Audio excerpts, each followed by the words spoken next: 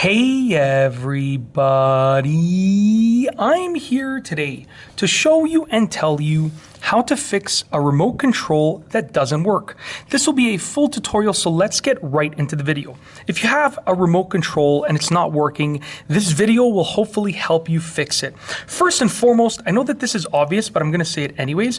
You wanna try replacing the batteries. Sometimes your batteries, even if they still work, might just be old and not functioning properly. So they might still have life in them, but they might not work with the remote properly. So it's worth it to just try and change the batteries one time and see if that helps. But once you've done that and the remote still doesn't work, then you're gonna try the following, okay? So inside of the remote, there's actually like a circuit board, almost like a motherboard, similar to how one exists in a computer or a laptop or a tablet. And when you push a button, it activates a certain part of that circuit board, which then sends a signal. So what we're gonna do is we're gonna try and reset the circuit board, because sometimes a button might be stuck down, where it's not actually stuck down, the button, but maybe on the circuit board it's stuck down, and that can affect the remote's ability to work properly.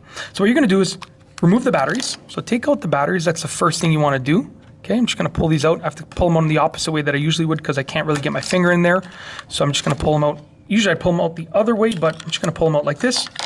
Okay, I'm going to place them to the side over here. And what we're going to do now is we're going to hold down the power button for at least 30 seconds.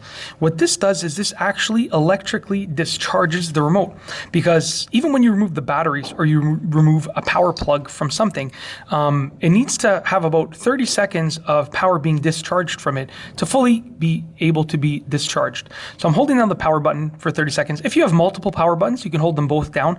I know on this remote, as far as I know, that this button is the main power button for the remote. So this should discharge it. Like I said, hold down for about 30 seconds or more, and you're gonna discharge the remote. After that point, you've now released all of the stored energy from it. You're gonna go and you're gonna push each of the buttons.